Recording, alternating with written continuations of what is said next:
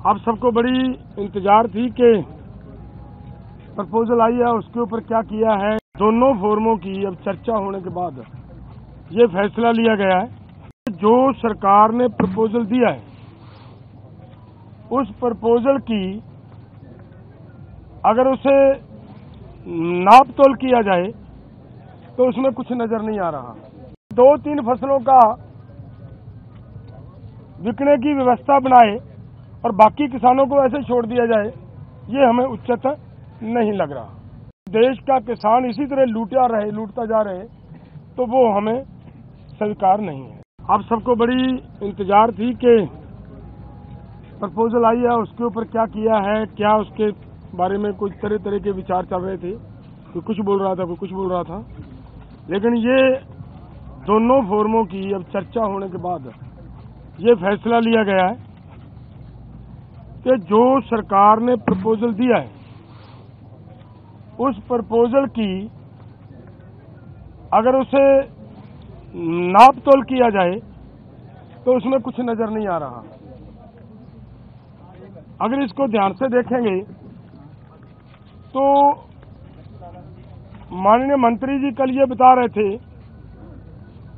कि सरकार अगर एमएसपी की गारंटी दालों के ऊपर देती है तो हमारा 1.5 लाख करोड़ रुपया हमारी जेब से खर्च होगा, हमारे बजट के ऊपर वेट पड़ेगा।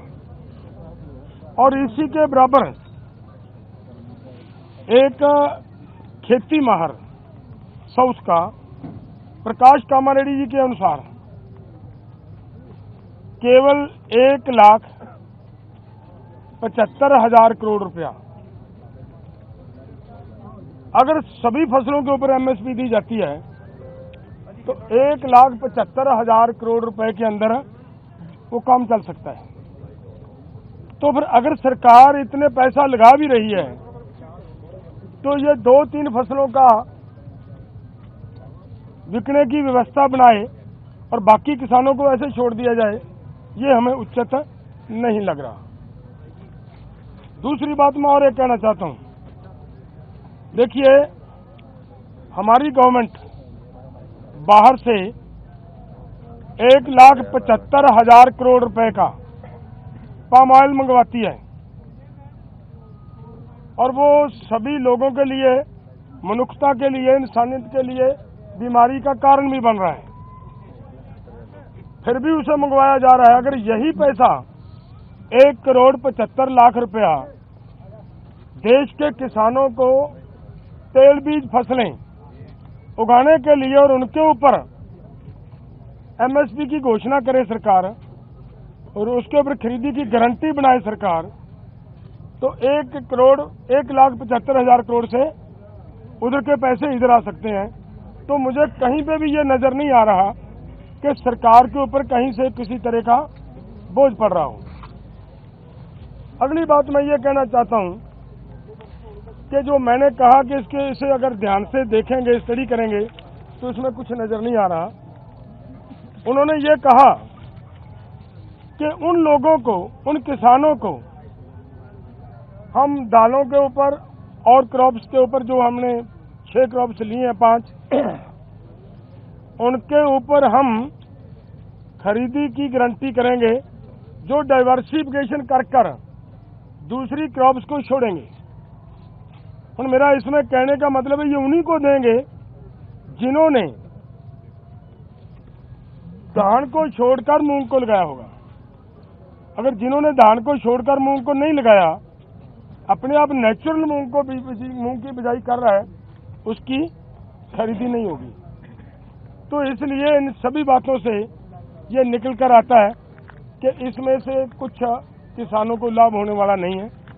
हमारी मांग है कि पूरे देश के किसानों की 23 फसलों के ऊपर हमारी सरकार एमएसपी अनाउंस करती है। जो 23 फसलों के ऊपर एमएसपी की अनाउंसमेंट होती है वो इन्हीं के ही सीएसीपी की सिफारिशों के ऊपर होती है।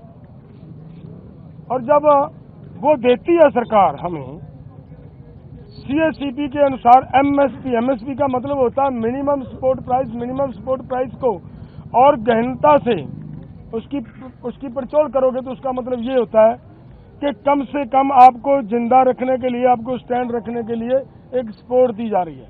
शराब तो बंद, आपके लिए कोई भी उसमें इनकम देने वाली चीज कोई नहीं है उसमें, और वो भी देते हैं जब, और उसके ऊपर भी सारी फसलों की अगर हम ये मांगते हैं कि जितनी आप कम से कम भी दे रहे हो भाई, उतनी तो बिक जाए, हमारी उस रेट पे तो बिक जाए, और उसके लिए भी वो गारंटी का कानून ना दें, तो इसका मतलब देश का किसान इसी तरह लूटता जा रहे, तो वो हमें स्वीकार नहीं है।